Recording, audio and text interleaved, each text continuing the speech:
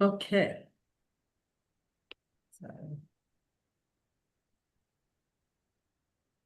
So basically, it's just describing what I have just shared with you, but I wanted you to see it in a cartoonish way.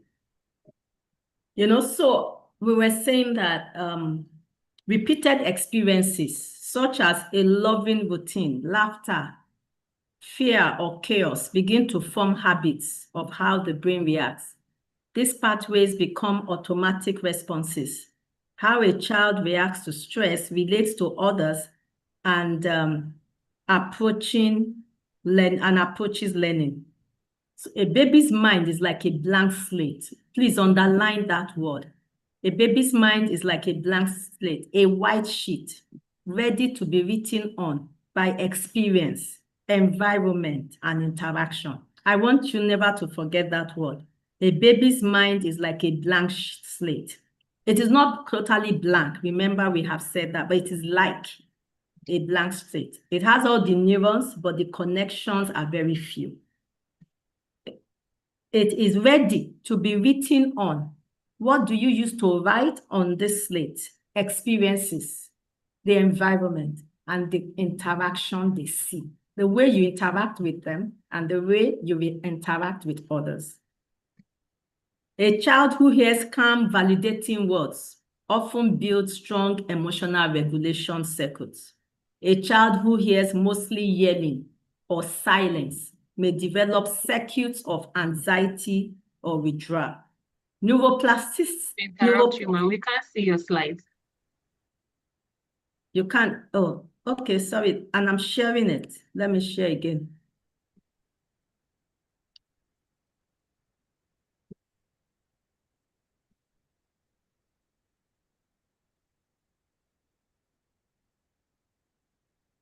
Thank you. Let me know if you can see it now. Yes, we can, ma'am. Thank you.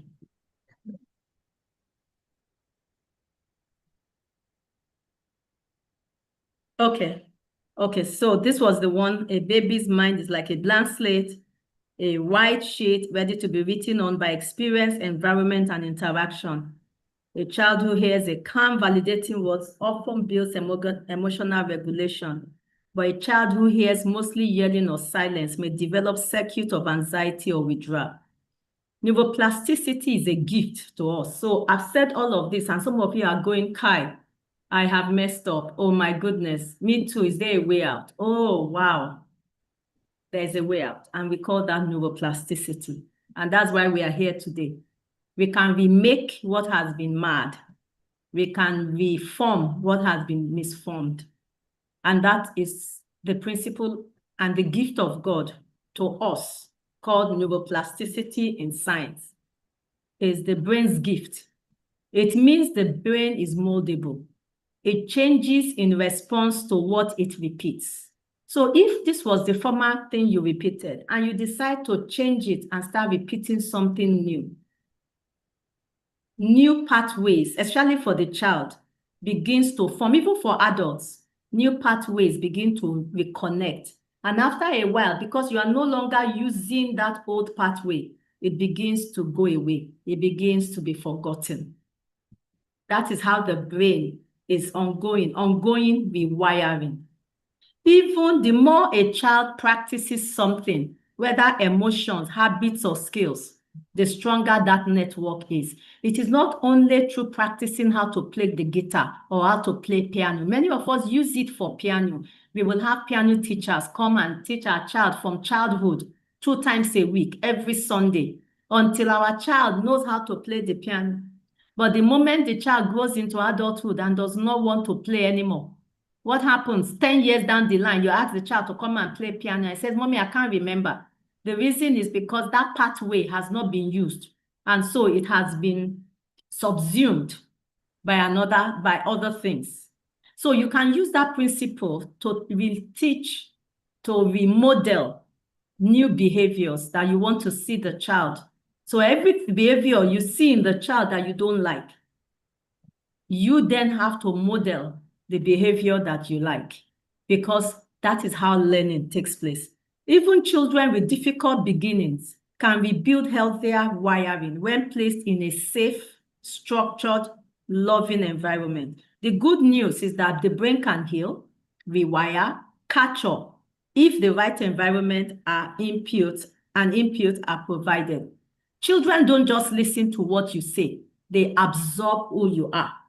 And that is the process of social learning. They absorb your energy, your anger. You might say, oh, we didn't say anything in front of the children. Your energy, because they are from your DNA. They are from you. Your vibrational frequency is their vibrational frequency. So when you are upset, even if you don't say it, they can feel it. They can sense it. When you are angry, when you are critical, all of that, is they can feel it. Does that mean that we can no longer be humans because we have children? No, that is not the case. It's just to know this so that you are not ignorant, so that when you are in those moments, you know how to talk to them about it and say, mommy is really very upset right now. It's better to talk about it. And then let them see the opposite. Manage, remodel your emotions. But it is okay. Let them see how you move from being angry. Let them see how you move from that negative feeling to a more positive feeling. That is social learning. You are showing them. But if you remain in that emotional state, then you are not showing them that it's possible to move. You are showing them that you can, this is how to do life. The brain is equipped with what we call mirror neurons. Is a special neurons in the brain. And every time a child is looking at something that is an action, the neurons are firing and they are holding on to that information.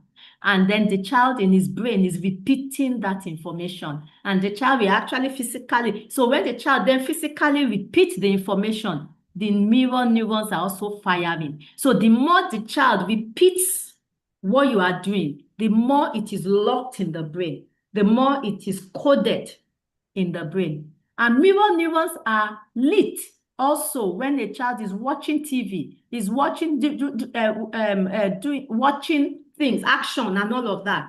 Social learning is taking place not only with you, it's also taking place with everything you are allowing them to watch. And their mirror neurons are mirroring those actions.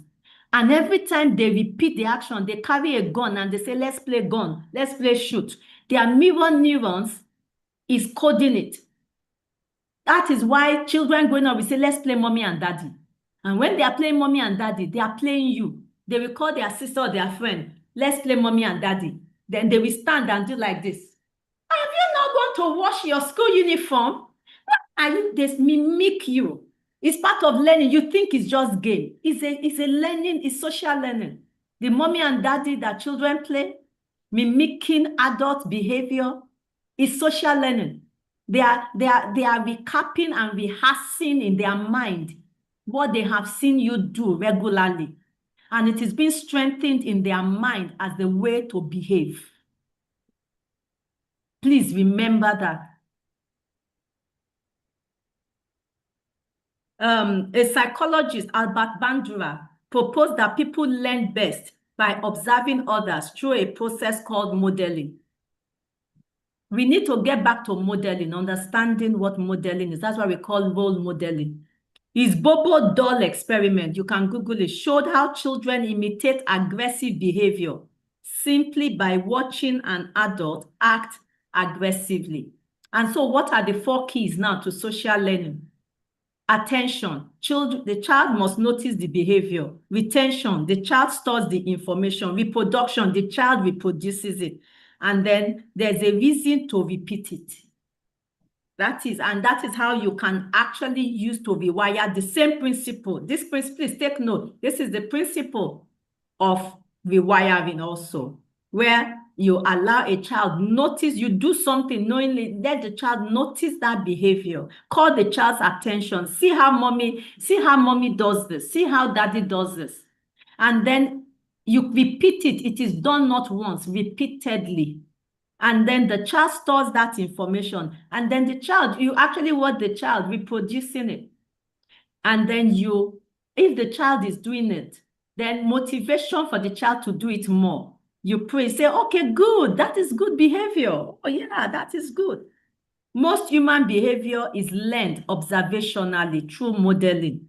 It is not it is not just happening. Children absorb more from observation than instruction. When they see you respond calmly during stress, they are learning emotional regulation.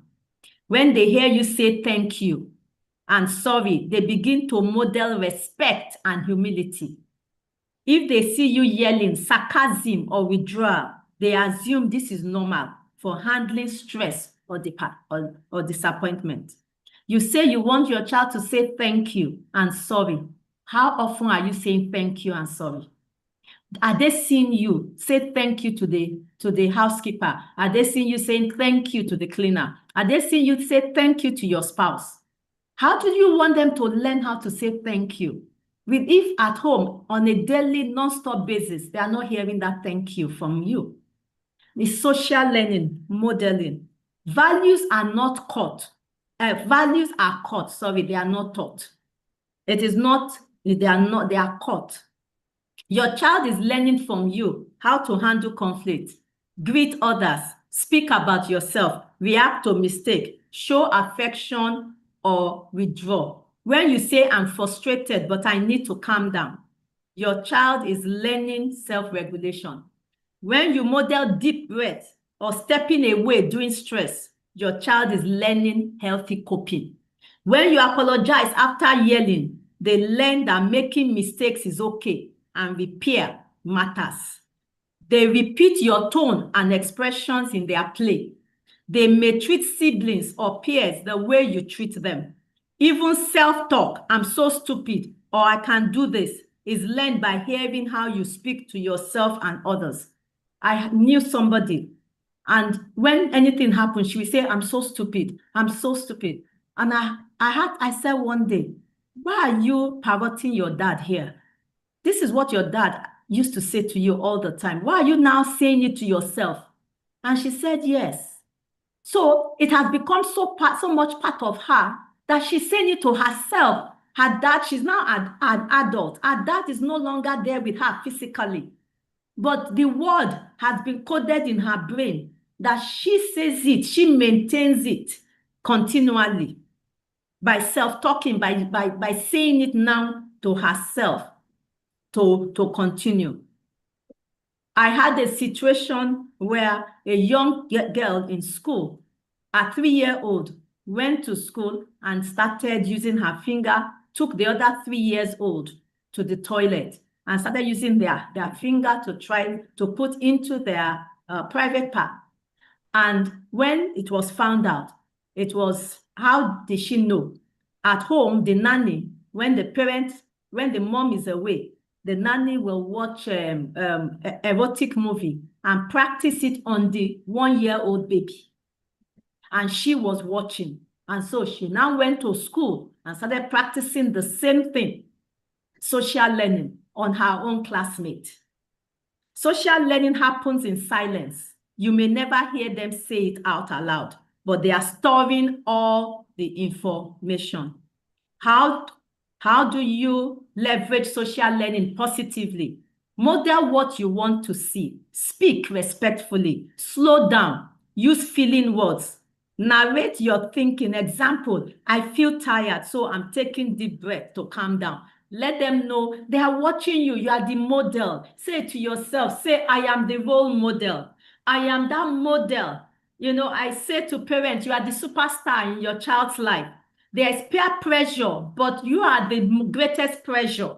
We talk about peer pressure. You as a parent, you are the greatest pressure.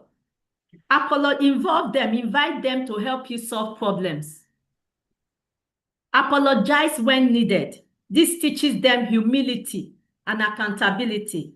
Praise empathy and effort. It reinforces behavior that you want to repeat. Take away from this section. Your child is always learning, especially when you are not trying to teach. Their social brain is watching your moods, your movement, your choices. The most powerful lessons, they are the God that is watching you, you know. They are the God, when you think nobody's watching, you are doing things. Maybe God is not watching you. No, your children are the eyes of God, constantly watching you. And then they repeat back to us what they have seen. And that is for us to see what we are modeling so that we can go back into a remodeling activity. The most powerful lessons are not taught through words, but absorbed through connection, example, and repeated exposure.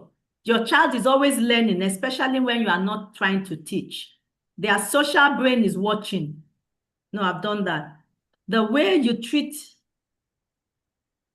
the most powerful lessons are not taught through words, but absorbed through connection, example, and repeated exposure.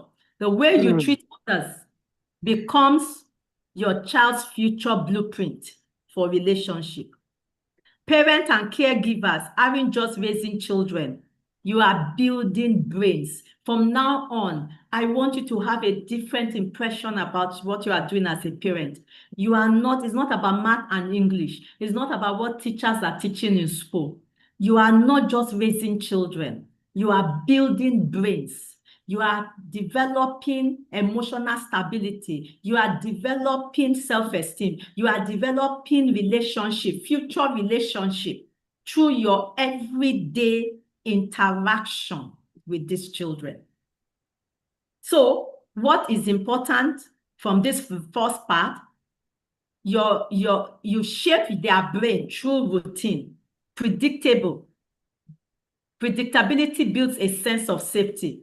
The brain thrives on rhythm. Things must be repeated, rhythm.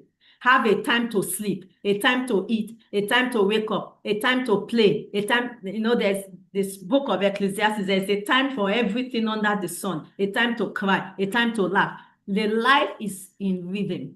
Many of our brain, and we are going to move on into the dysfunctional brain now. Many of the dysfunctional brains is lack of rhythm, no rhythm. They are not flowing with the rhythm. There's dysfunctionality. The left side is not talking to the right side, or they are scattered in their way they are connected. The rhythm of life, and that is routine. Don't get discouraged if you have a child that has developmental or learning challenge. We are going into that to quickly look at that now.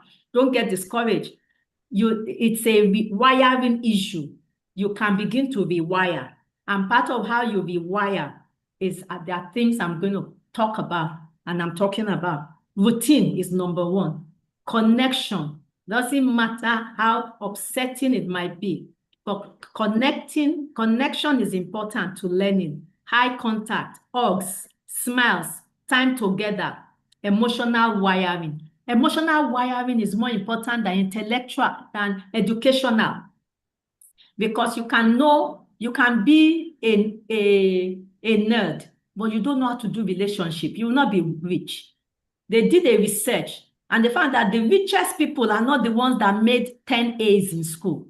It's the ones that know how to interact with people. Because to do business in life, you need to have good interaction, customer relationship, know how to talk to people. And so the best brains, those that made, so we are raising all A's. Oh, my child was the best in JAM, made 20, 30. But are we also building emotional intelligence? Because that is really what makes success in life.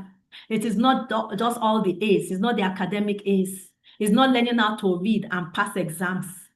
It is how to relate, how to connect.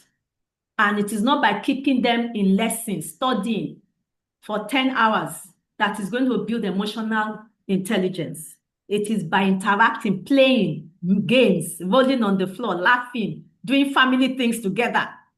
That is what brings social learning, emotional wiring. Learning happens through doing things again and again and again. It's not that we played 10 years ago. We played 1 year. We play anytime we go on vacation. No, learning is a constant. It's difficult. We have to learn to do it. God will help us. But it's something as part of parenting. Repeating healthy language, play, routine, and expectations build stronger circle. Encouragement. Positive reinforcement releases dopamine, is a neurotransmitter. It is the brain motivational chemicals. Encouragement wires the brain to try again, even when things are hard. Finally, on this note, before we move to the next note, is don't be discouraged by your children going into the toilet and tearing all the tissue paper and dumping them into the water. Curiosity is the engine of brain development. When children are curious, their brains are in an active state of learning, seeking, questioning, exploring, and making new connections. Their brain is just trying to understand the world.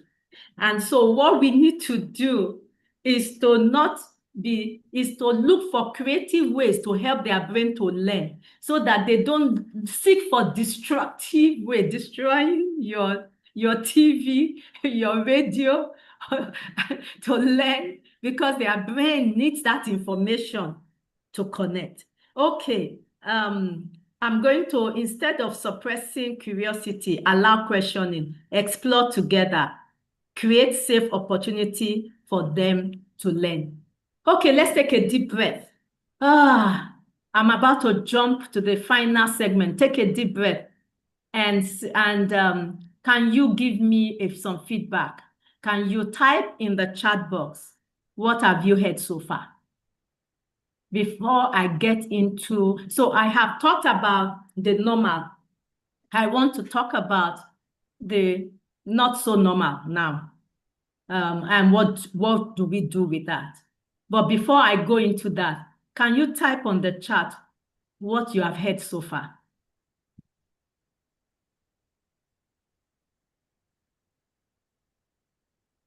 Let me hear. Let's see. Can you type?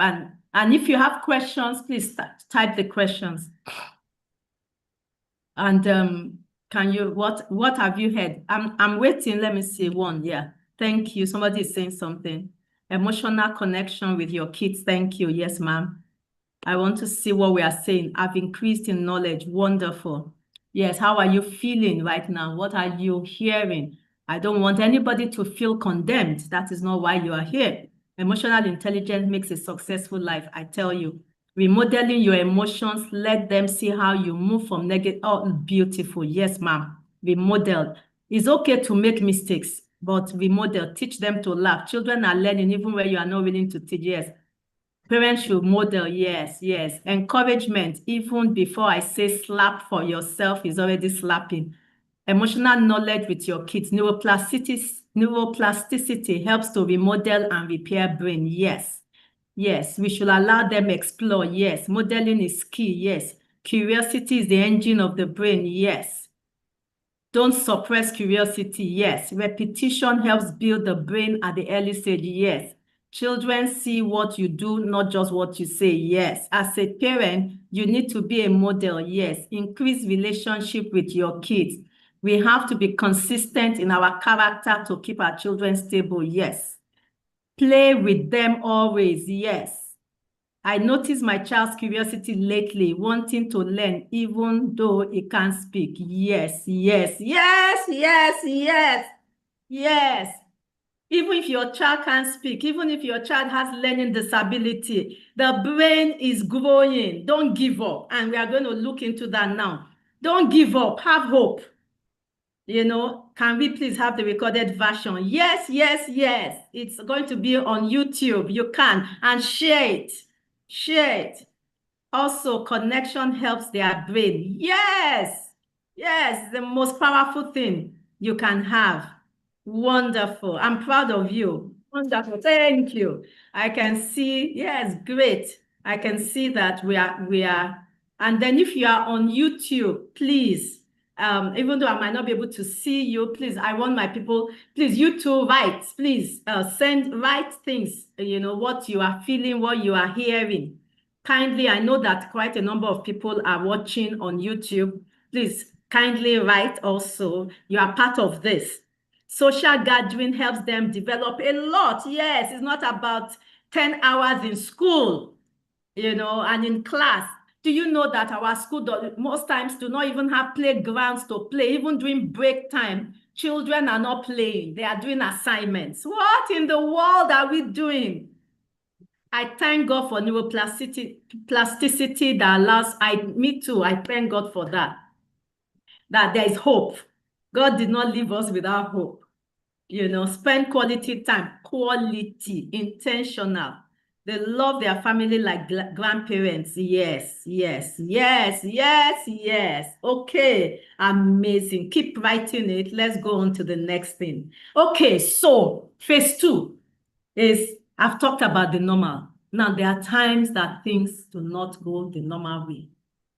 And what does this look like? And what can we do? Yes, it is possible to unlearn what we have learned, what are not. That is beautiful, beautiful. So the first thing I'm going to talk about, so I'm going to talk about a few, just a few. There are so many neurodevelopmental disorders. But I like calling them functional disconnect syndrome. The person that started using that, first used that word is a doctor called Dr. Melilo. And it says that it calls it the functional disconnect syndrome. Now, you have so many different things. The first one I'm going to talk about is called primitive reflexes. Primitive reflexes. And this is a different class. I'm not going to talk too much about it. I'm just going to mention it. When I have my parent trainings, you can come for the parent training and learn more about this and how to use it. Every child has primitive reflex. We have routine reflex. Routine reflex is if you put your hand to the child's mouth. The child will move his mouth towards that. It's called routine reflex. It allows the child to sense and find the feeding nipple to be able to feed. You have the Babinski, you have different kind of reflex. When you stroke the bottom of the child's feet, the child will flare the foot. All those are reflexes. When you move the neck of a child to one side, the whole body, you move the neck to the right, the whole body of the child will move to the right. That is primitive reflex. When you stroke the child in the back, the child will bend and stretch his neck out. All those are primitive reflexes. You can Google that so that you know what I'm talking about. Now, during brain development, some things can go wrong. And when those things go wrong, it might hamper the development of the brain. And as a result, these primitive reflexes are supposed to be attenuated. They are supposed to end at a particular age for adult reflexes. So we have adult reflexes. We have primitive is the one that the baby comes with. And then when the baby moves to adulthood, you have adult reflexes. Now, there are some people that are adults and some children that they are past the age of 3. Most reflexes are supposed to be gone by the age of 1, 2. You have some children that still have these reflexes and some adults that still have these reflexes. We test it in the office. And when they are there, they hamper the brain. They are primitive. So they stop the brain from developing at the rate it should. So if primitive reflexes remain active beyond infancy, they can interfere with the brain-body coordination and block higher learning functions. Think of them as background app, an app in the background still running and blocking other apps from working. Primitive reflexes are like background app. And some of the signs is the child will have trouble sitting still, poor handwriting, poor pencil grip, or hand fatigue. I used to tell my my staff that I hated exams and I hated writing because it used to pain my hand, and this is part of, I had some retained reflexes. I had ADHD. Difficulty with eye tracking. I was teaching some people about eye tracking recently, and eye is the window to knowing if something is wrong. So you can Google eye tracking to see what that means. So you can do a test to see how your child is tracking. How do you do the test? So hold on, let me stop sharing this so that you can see my hand. So you put your finger in front, about 12 inches in front of you, and you tell the child to look straight at the finger. So look straight at the finger. And then you said that it should not move his head, but only his eyes. And then you can even test it on yourself. And then you move your hand to the side, and it is only the eye that you want to see moving. You move it back to the center. You move it to this side. You will see the eye. You move it back to the center. You move it up. You see how the eye. Then you move it down. You see how the black of the eye is moving. You move it up. You move it down. And then you move it close to you, close to the child. So you are checking the eyes, the black. So when you move it here, you want to see the eye, the black, both move. The head is not moving. When you move it there, you want to see the eye move. When you move it up, you want to see the eye. Now, something can happen. When you are moving it, either the eye moves a bit and stops, or moves fast and comes back again. We call it overshooting. Or jerks, moves in bits.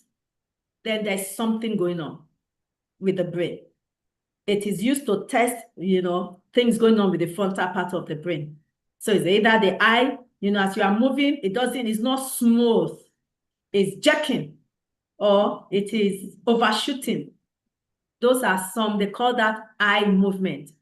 There's another test, you call it, you put the two thumbs out and you say, look at my nose. When I flick this hand, look at it, don't move your head, just look at it and look back at my nose. When I flick this, look at it, look back at my nose. When I flick this, look at it and look back at my nose.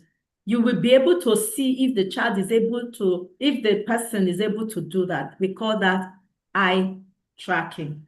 And you can find, because of time, I can't show too many videos since this is a short class. It's not a full training. You can go online and learn more about how to use that. But it's so important how to use that to test what's going on with the child. You have clumsiness, poor balance, poor posture, fidgeting, easily overwhelmed. Sometimes what looks like behavior is really an immature reflex system.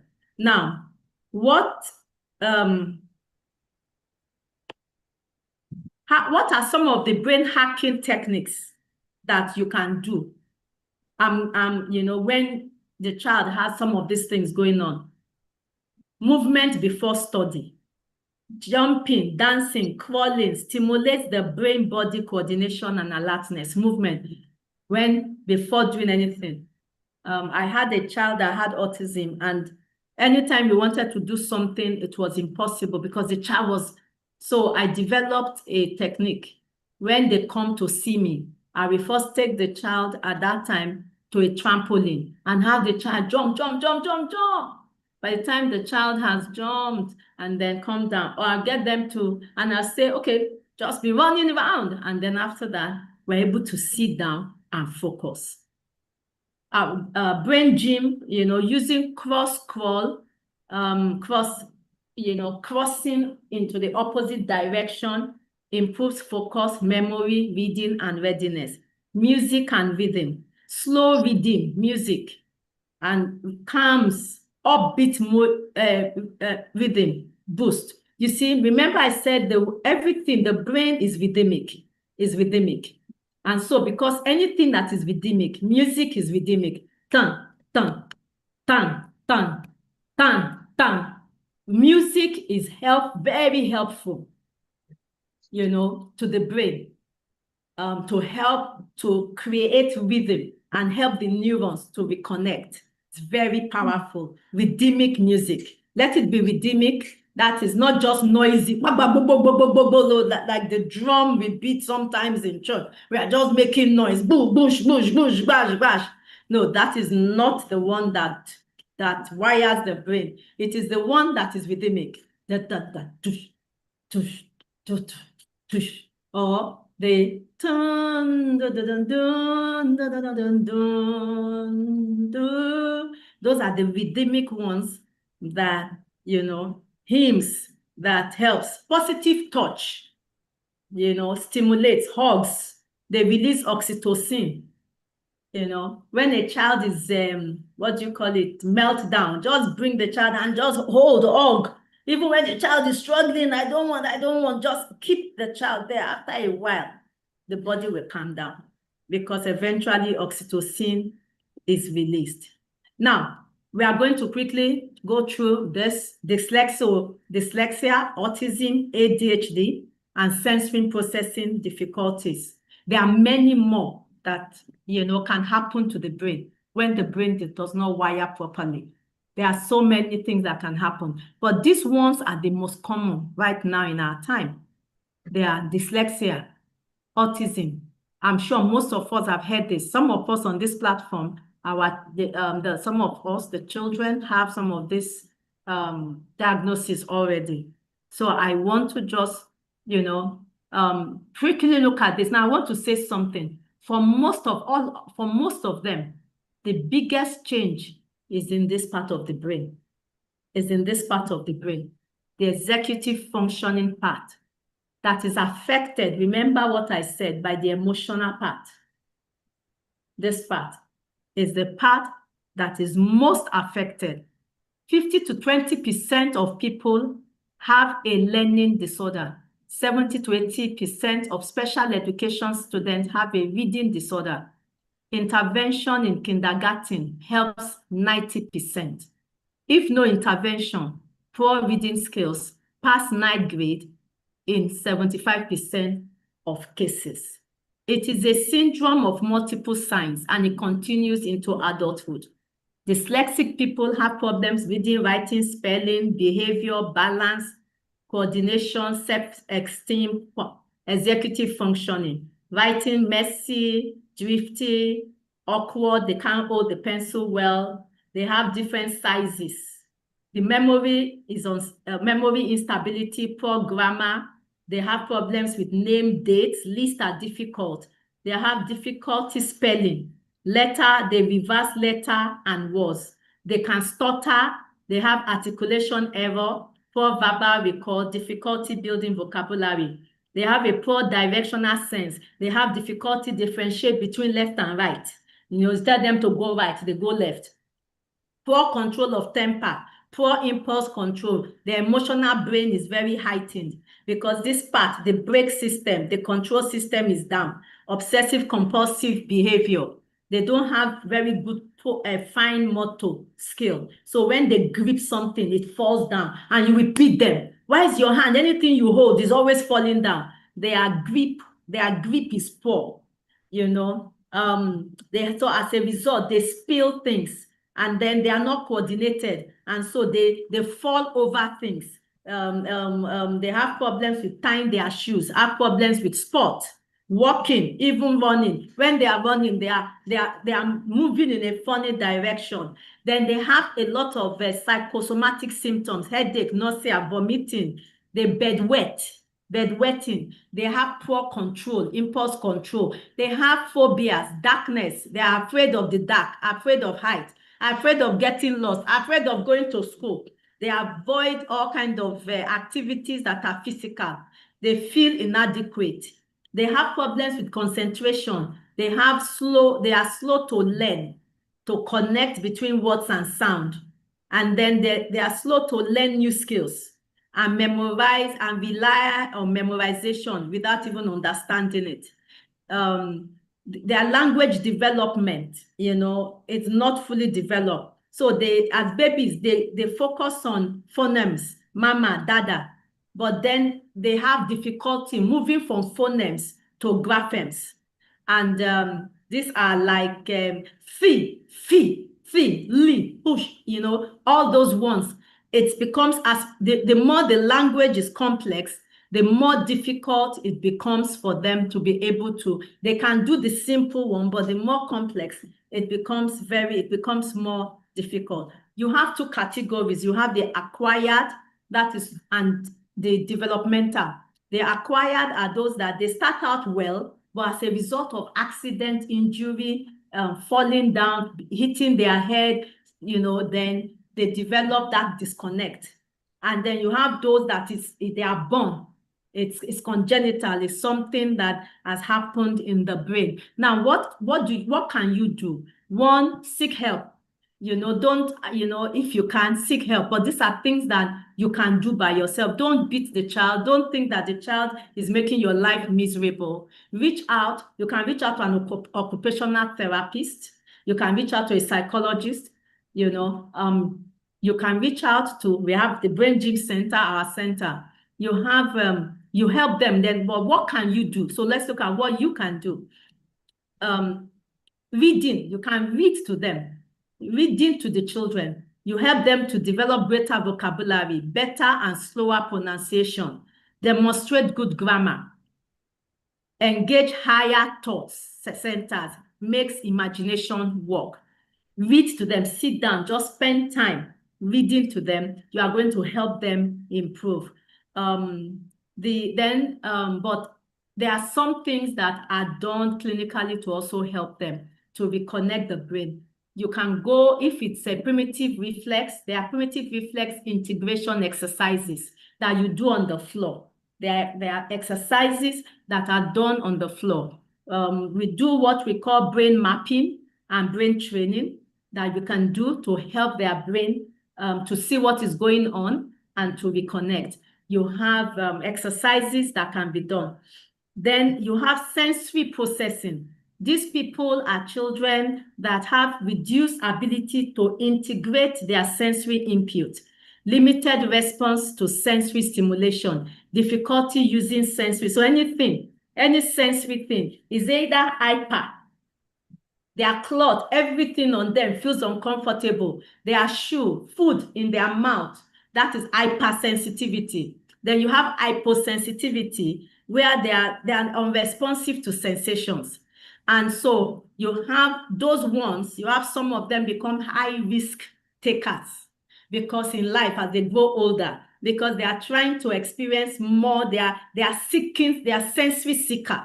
They are looking at how to feel more. So you have different kind of manifestation for people with this inability to stay still, talk a lot in a loud voice. They like to touch things, always touching things and people. And then all these are part of the manifestations that you see with this sensory difficulty children. In all cases, there's a lack of normal development in the brain, the left and the right side.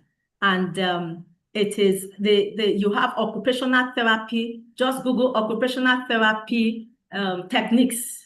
Helps with sensory motor integration, using a toothbrush on the tongue, using something on the body, at the same time also putting, what do you call it? At the same time, you can bring in different kind of sensory sensations at the same time to help them integrate. So you put like the smell of cinnamon in their nose. At the same time, you are rubbing their body. At the same time, you are putting sound in their ears. But I will say to you, if possible, seek the help of a professional to help you with this. You have another one, the ADHD.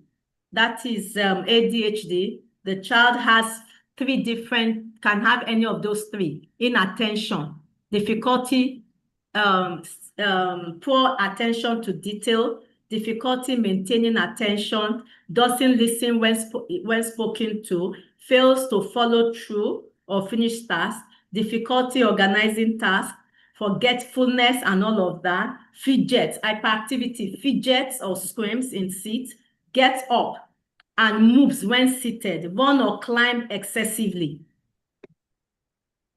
excessive talking, and then impulsivity, blot out answers before question is finished, has difficulty awaiting turn, often interrupts or intrude on others. And all of these are the things that you manifest with people with ADHD. What are some of the things that can be done, especially with the language deficit rehabilitation? You need to be stimulated from the right side with language.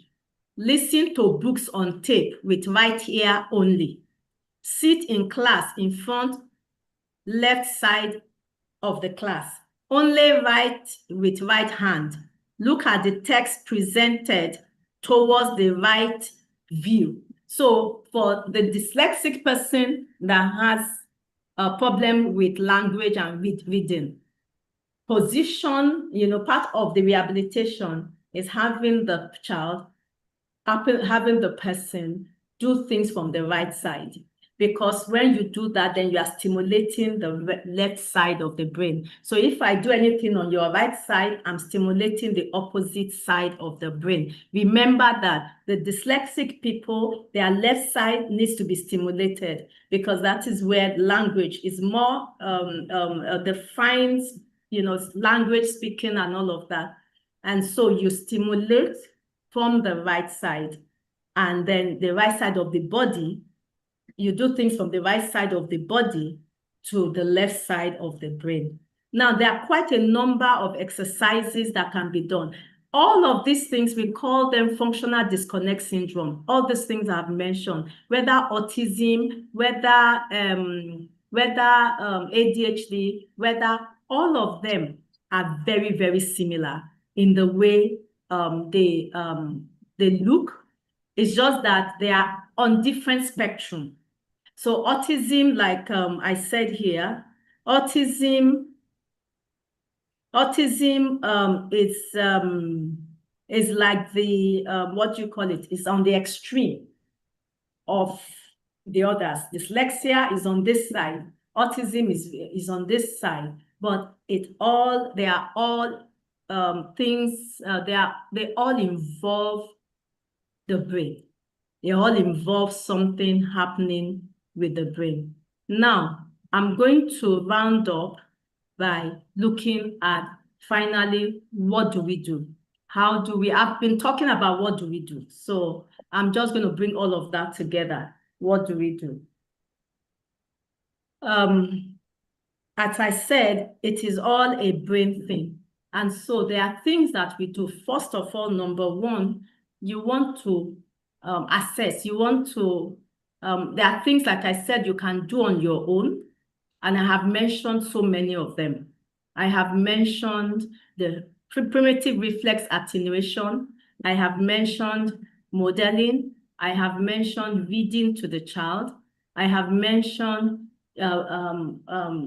using what do you call it? Modulating emotions to help. And I've mentioned the most important, that the child's brain is learning. Even if the child is looking as if he's struggling, the child's brain is connecting, is reconnecting. And every activity you do positively towards learning will gain you good results. Don't get discouraged. But then sometimes you are not able to do, even with everything I have said, you might not be able to, because some of these things needs to be repetitive and structured to help, because that is what helps learning, structure and repetition. And so you might need help with putting together that structure and repetition. And so you can get help. We run a center called the Brain Gym Center. And what do we do there? We help to harness the power of your brain to enhance mental and well-being. We run assessment, and then we develop protocols. The protocols can go from parent training to more complex protocol like neurofeedback, brain training, that is on the higher spectrum.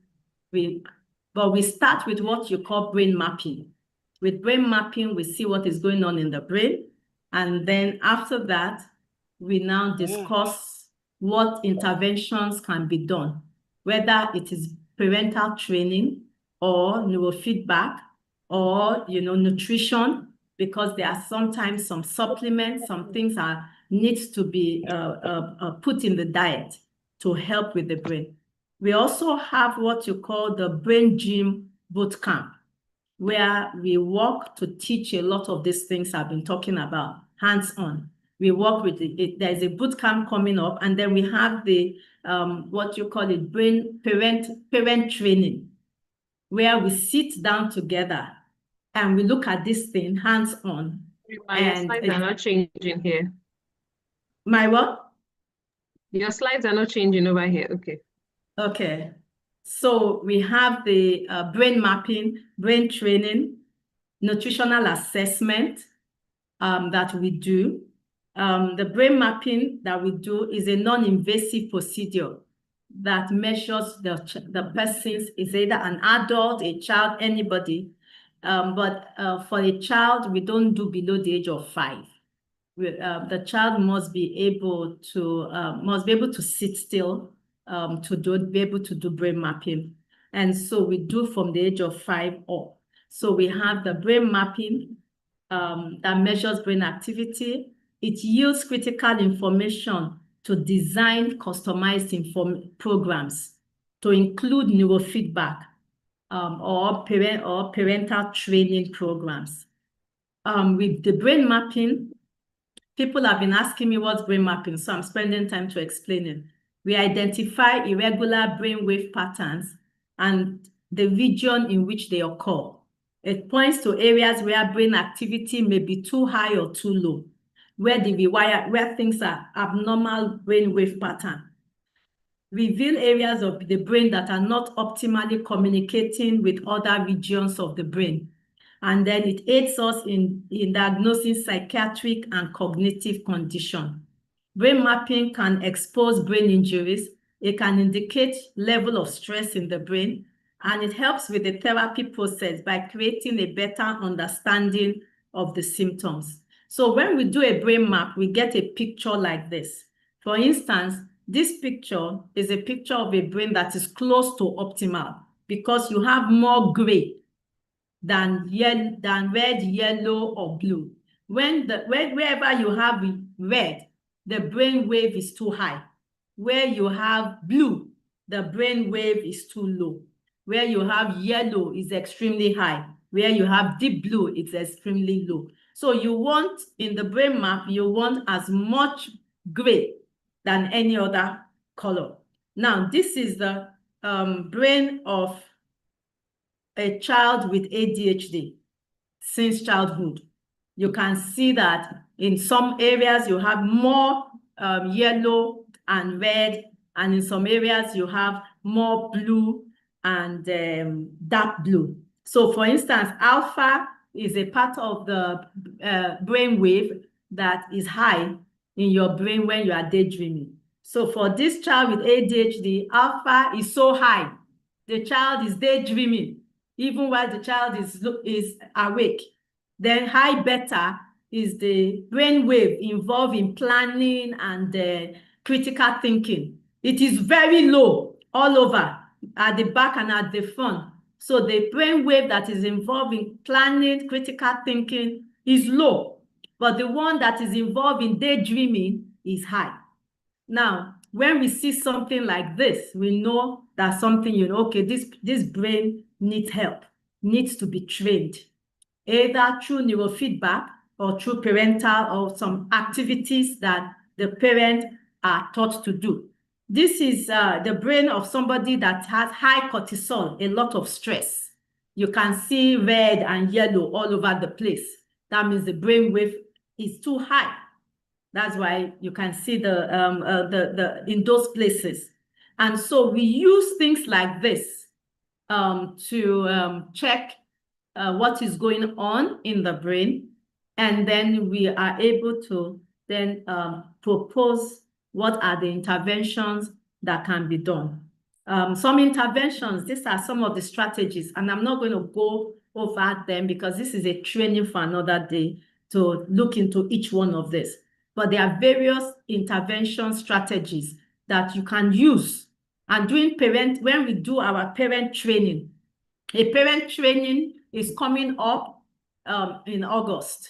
And so you can sign up. It's a 4-hour session where you come in with your child and we sit down and then with other parents, and we walk through some of these things that you can go back and do at home so that it is hands-on. And so some of those strategies that we look at, we teach, is eye movement, biofeedback, breathing, using breathing to modulate. And these things you can go and check online yourself also, how to use it, like that thing I showed you, how to use it now, not just to check, but as exercises to help strengthen the brain. Biofeedback, how to use light, how to use sound, how to use smell, how to use adjusting the nervous system, occupational therapy, primitive reflex attenuation. These are all the things that are used in helping modulate. We train the brain, we wire the brain, as somebody said.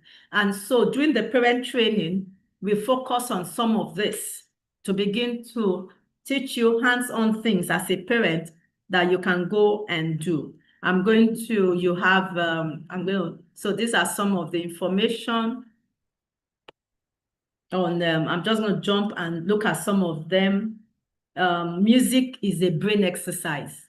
It affects cognition. And so we look at the kind of music. It's not just any kind of music. Music affects the brain powerfully. Children respond to music very young. Playing of musical instrument, playing, teaching. So your child might not be talking, but you might be surprised that your child can learn. You get a guitar, you get a keyboard, you get a violin, the child begins to learn.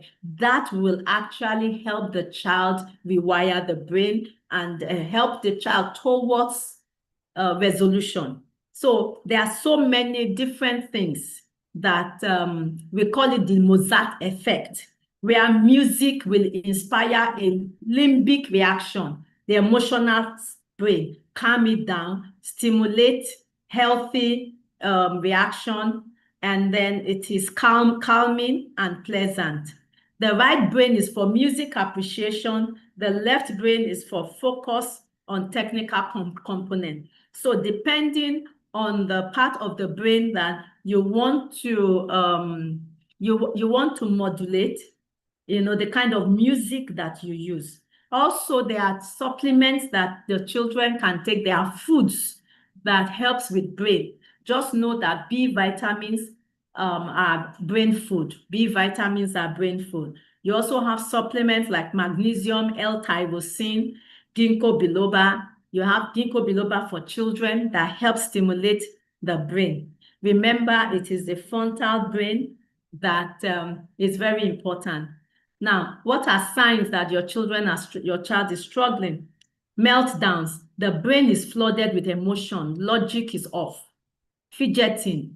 The child is trying to self-regulate or focus sensory input. Zoning out. The brain is overloaded or emotionally shut down. Excessive movement. The brain is needing stimulation to stay alert. Crying out of nowhere. Accumulated stress with no outlet. When you are able to rephrase it like this, then you find a solution. You don't feel, so if there's a meltdown, I said to myself, this child is emotionally flooded right now. Logic is off the line. How do I reduce the emotional flooding?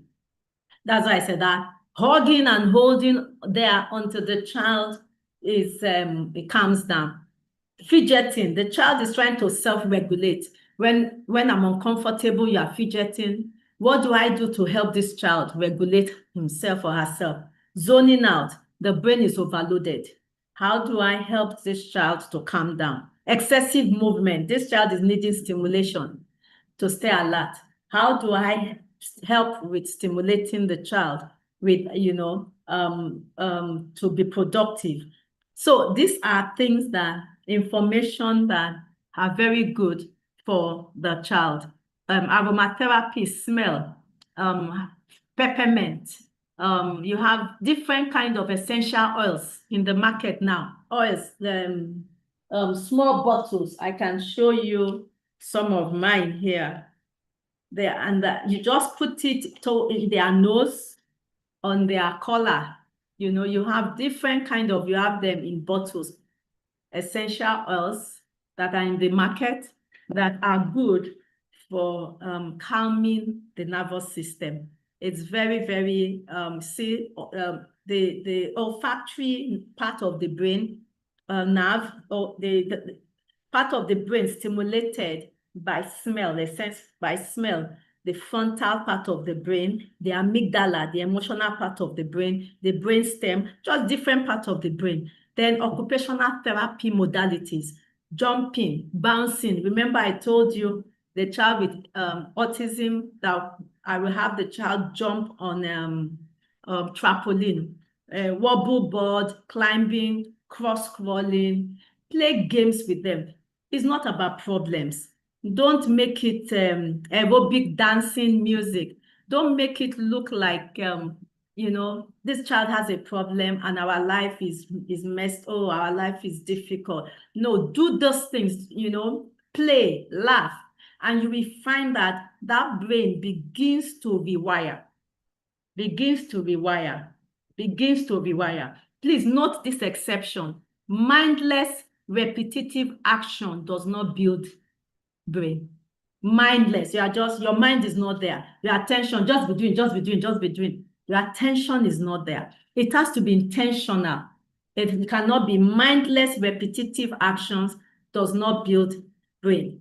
Mindless, repetitive action stunts brain growth and leads to decreased activity. Finally, I say finally, we've talked about food, omega-3, good sleep. All of those are important. There are so many things. These are some good food that helps the brain. Coconut oil, oily fish, mackerel, salmon, what's the other one that is the oily fish? Sardine, vegetables. Don't say my child doesn't eat vegetables. The child needs that brain needs it. So whichever way you have to concoct it, you have to concoct it. Avocado, remember the brain is made up of fat, 10% fat. Avocado, the brain is made up of water, chocolate, cocoa, not the one that has a lot of sugar, not the one that you pack with sugar, because sugar does not help the brain. Beets, nuts, walnut, cashew nut, fermented foods like kunu, fermented cabbage, kunu, yogurt, beans. All of these are brain boosting foods. Grapefruits, oranges, pawpaw, avocado. Fruits high in vitamin C helps the brain. Plantain, banana has potassium that calms that helps, modulate blood pressure. It also contains vitamin C, B6, magnesium. And so let the child's diet be wide. Let the child eat different kind of things as much as the child can tolerate. And final takeaway, your child doesn't need perfect parenting. I want you to say that as we round up. Your child doesn't need perfect parenting. They need consistent brain supportive habits. You don't worry. It's not, don't feel imperfect. Don't feel, I don't even know what to do. You need brain supportive habits, movement, rhythm, movement plus rhythm, rhythmic movement, nutrient-rich food, good sleep, love, warm connection, with simple daily tools, done repeatedly. Remember, the word is consistently, repeatedly. You are not just managing behavior, you are building brains. We have different groups that we run. We run for adults. This is for adults, Killing the Ant, which helps with dealing with you. Because remember, some of these things starts with us. Emotional awareness, emotional intelligence. So we have some groups called the Killing the Ant group. We have a parent training session coming up in August, 16th of August, where we sit down And for about 4 hours, we work with parents to learn how to do some of these things. Because yes, I try to teach it online like this, but I mean, it's not like sitting down and being hands-on. So you can register for the parent training session. There will be a form that is going to be on the chat list, on the chat box right now. Can you put the form? Please copy it and fill the form and indicate, things that you'd like to know if you would like to be part of the parent training session, where we teach you some of these things, the primitive reflex, the eye movement, the eye tracking, some exercises, and then we tell you more about some other things. You learn more about brain mapping. If you're interested in learning more about brain mapping, please put it there. Somebody will call you from the office to tell you more about brain mapping. Also, you can challenge, even if you as an adult, you are having challenges, you know that even it's not just your child. You can, either you or your child, you can book a brain mapping session. If you've experienced traumatic brain injury, anxiety, focus, brain fog, focus problems, poor concentration, poor sleep, and if you book it from here, attending here, just say when you book it or when you call, just say that you attended the brain training session.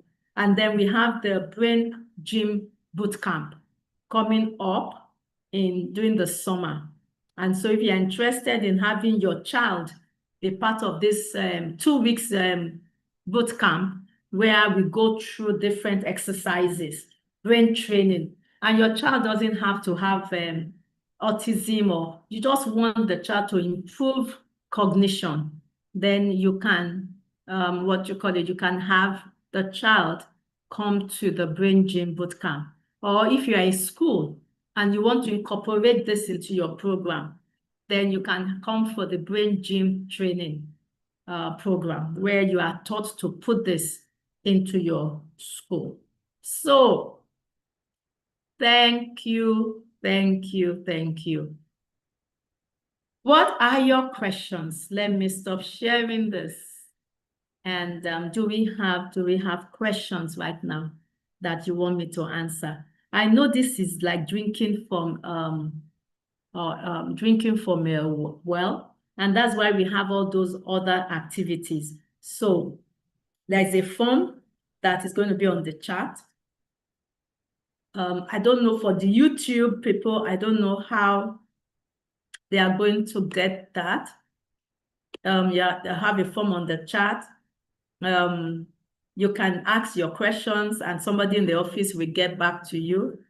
You can, if you're a parent and you want to have hands-on experience on working with your child, then August 16 is when we have the parent training, a group one.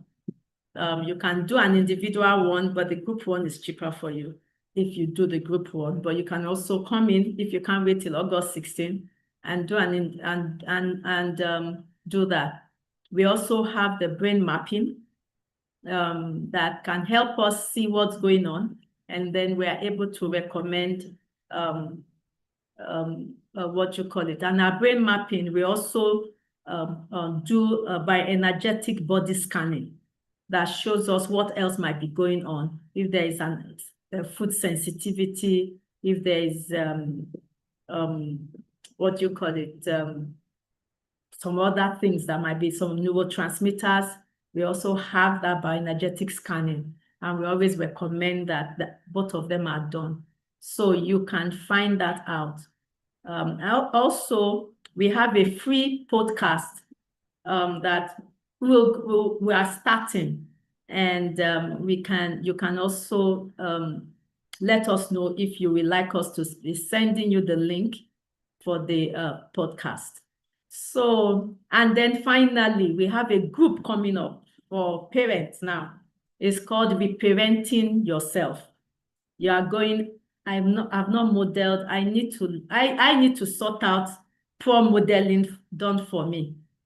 And I take that group. I need to sort out poor modeling from, and I need help with remodeling myself. We all have to, that is rewiring my brain. And you want to be part of that group, you can also, please, the form has all of that information. Click or take on the form. Yes, some people, I need the link. Somebody said I need the link. Is the link on the chat? Can you let us know? Is the link on the chat? It's on the chat, ma. It's on the chat, ma. Okay, so whoever is asking the link is on the chat. Yes. Just check the chat. You can see, kindly fill the form below. Okay, so let me just check some of the questions I have here. With delayed speech, can brain mapping be done? Hyperactivity, the child must be able to sit down to be brain mapped for at least 30, brain mapping takes about 30 minutes. So we always, you can call in, we'll ask you some few questions, but if the child can't sit still, then for 30 minutes, then we might not be able to do that until the child can. So you can call in, Paul or Eva, you can call in to the office. We have a conversation with you. And then Juliet Oiko, yes, you need the assessment for the brain mapping. Just fill the form and indicate that you want to know more about brain mapping, and then somebody will call you. So whatever you want to know more about, if it's brain mapping, if it's the parent training, if it's the boot camp, brain training boot camp just for children, brain gym club boot camp, or parenting myself, reparenting myself group, whatever, let us know. Thank you so much. Thank you. Very interesting and educative. I'm glad you enjoyed it. And above all of this is just seeking God's face. That is very important, because everything we go through is a message. Is a message. There is always a message in the madness, as I put it. There's always a message in all of this. And taking a moment to sit back and say, what is the message in this for me? I found a message in my own journey, and that is why I am doing this.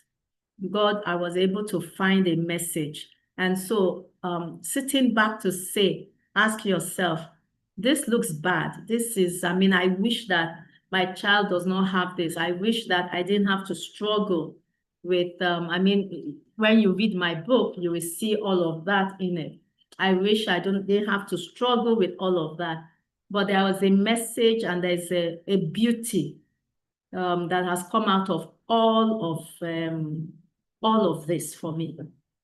And that is the most important in this life. So I'm speaking to somebody as an encouragement that sometimes we don't see the message in the stress. We don't see the message God has for us in the challenge with that child. Sometimes we don't see it. But when we take a moment and reach out to people that can support us, when we take a moment and when we cry to God, when we say, God, help me, it begins to show us the message behind the journey. I cried out, and I remember I shared that. And in crying out began the journey towards all this I have for you today. So I want to say, please don't lose hope. If I can be where I am now, that your child is going to be amazing. That your child is created by God. That your child has a destiny. It doesn't matter whatever it is. That child can still fulfill that purpose. So look up unto God and look down at yourself and the things you also need to work on in order to be more available, in order to get the message from that journey in order maybe to just sit still and take a moment. And as you do that, God will meet with you and God will bless your effort. Okay. Oh, you joined, Balami Alex, you joined all the way from Jos Plateau. Wow. Beautiful. I run programs. Sometimes I've been to Jos a couple of times to do some trainings for clergies and for trauma, people that have trauma. Okay, you need brain mapping for your son, no problem. Just indicate, please make sure, Ekanem, make sure you fill the form. Somebody will get back to you. Do I have any other question? I'm sure this has been a long one. It should actually be part 1. So the next time we will do it, it will be part 1, part 2, so that we can, okay, parent therapy training. Okay, Juliet, that's fine. Just fill whatever it is, please go ahead, fill it inside just fill what you want. Okay, Ekpe Young, I had a fantastic experience with the brain mapping gift I won. Oh, Ekpe Young, Olamide, it's good to have you here. Are you still on the platform? Olamide Ekpe Young.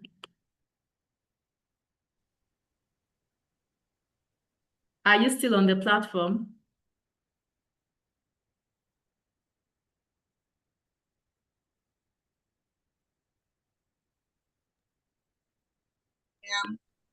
Yes, I am. Good evening, doctor. Good evening, Olamide. How are you? I'm fine, thank you. And you too, ma'am. Oh, so nice to see you. So nice to hear that you are on. So you are still enjoying the benefit of the brain mapping you did? Yes. Nice, nice, nice. So you are still staying, you are still trying to stay stress-free as much as, no, you can't be stress-free, but reduce your stress as much as possible. Yes, I'm trying. I'm trying. Okay. Nice. Nice. Yes, ma'am. Thank you, madam. She did we had a raffle and she won a brain map and she did the brain map and it changed you know, can you just speak maybe just 2 minutes, nothing, just the impact of it, just, you know, for people that are wondering what it is. Okay, good evening, everybody. So the brain mapping issue actually helped me to reprogram my lifestyle. I'm somebody that have a lot of things to do. So after I had the mapping and I got the results, you know, it was like doctor was living with me. She knew some things I went through while I was a child, and it's revealed the areas where I had to cut some excesses and build a better lifestyle pattern. So sometimes it's not easy, but then now I do things deliberately because I know I have to save myself and save my children. So it's a whole lot, it's a whole lot, it's a whole lot. It really can't be explained until you see some things, and then it makes you also go further to study more so that you can be a better person and you don't hurt other people too. So it was really a fantastic experience for me. Thank you very much, ma'am. Thank you so much. Thank you. I like what you said. It says now you live life, you are more deliberate, you know, and that is what all of this is about. You know, the brain needs us to be deliberate and intentional in order for us to get the best out of it, and teach children to be deliberate, model that. And as I said again, for children that are having learning challenges, there's hope. It might take some time and some effort, just like me, but consistently being deliberate and doing things to rewire the brain in a positive way, reading with them, playing with them, helping them to laugh. Do you know that laughter exercises every part of the body and your brain, your body? Laughter can cause healing that you cannot imagine. The Bible says that laughter is medicine to the bone. You can cause healing. you know, instead of carrying that, you know, sad face and go, you know, just decide to, you know, to have fun with that child, to laugh, to play. All of that is rewiring the child's brain. And as you do that, do you know that wisdom is within you? You know, a lot of what I did before I even went to school, a lot of what I did were from, you know, just intuition of doing this, doing that. And so God speaks into our heart what we need to do. As we are intentional, as we are calm, we begin to find things to do. Music, having the child play musical instrument. All of these are rewiring the brain. Just Google activities that rewires the brain, that helps form new connections. That's what you want to do. But then that might not be enough for some children, because some of those connections must be intentionally done. For instance, if the left side of the brain is the part that is affected, we might want to do specific activities on the right side of the body consistently. And that you need somebody that knows what they are doing to direct you on how to do that, and to explain, to test, to know that, okay, this is what is going on, rather than just generally activating everywhere. So that is why it is important to also seek help and not to be quiet.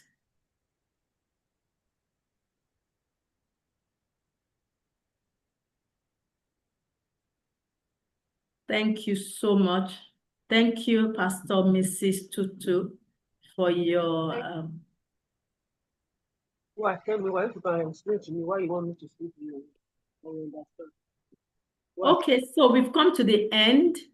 I think everybody, we've come to the end of this session. Thank you so much. I need brain mapping for my years. I've seen that. Ijeoma, yeah, just fill the form.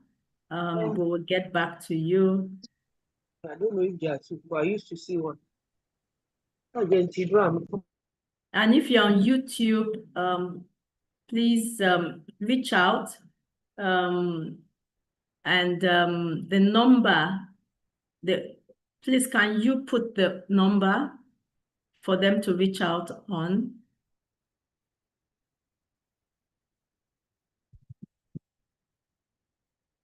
Thank you so much, Mr. Anu. Thank you so much.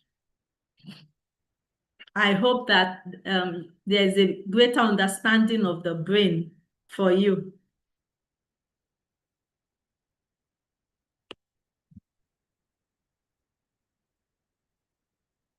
Thank you, Olayemi Oluwatade. Thank you so much. Thank you. I love talking about the brain. Yes. It's so fascinating. It's just so, it's so fascinating. So this is the phone number. Please, 070-4599-5844. So if you are on YouTube and maybe you are having difficulties filling the form or getting it, so this is the number. You can call 070-4599-5844, 070-4599-5844. This is great. Thank you, Doctor, for the eye-opener. I am grateful. I bless God. Thank you so much. That is my joy. That is my hope. Remember that you will live here with, oh my goodness, I have this information. Now I know what to do. You know, that everything just becomes clearer. So that is my joy. Mojisola, thank you so much. Very impactful session. Thank you. Thank you. Thank you so much. Thank you. And look out for, we have a lot of trainings coming up. Podcasts, webinars. look out for it, and when you get it, please share with others. Share. There are people, many people that need to hear this, so share with them.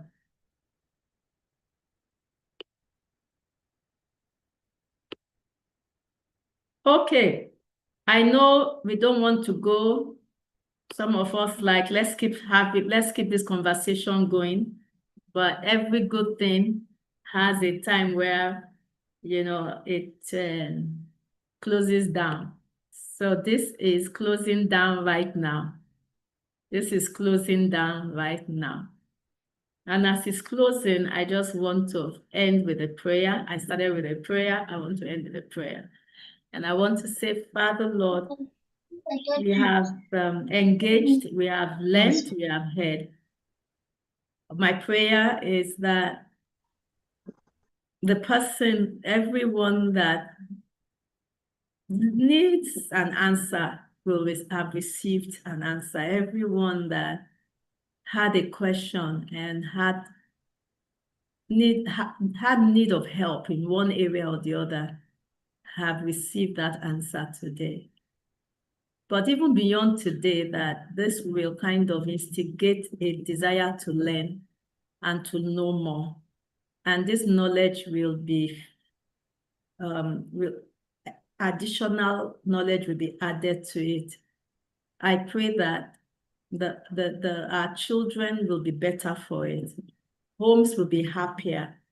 When people know that their marriages, their relationship is a model for the future relationships for the future of their children, that will become more intentional in the way we treat one another, in the way we relate with one another, in the way we do relationship. Because our relationship is impacting the next generation so much. I pray that we will do the right thing with this information. We will not just say, what a good seminar, and it ends there, but that we will take it and use it and be better people for it. And where we need healing, that we will find healing. Where our emotions are already in shreds or in tatters or hurting, where we are hurting, Father, Lord, I pray, Lord, that we also will find help.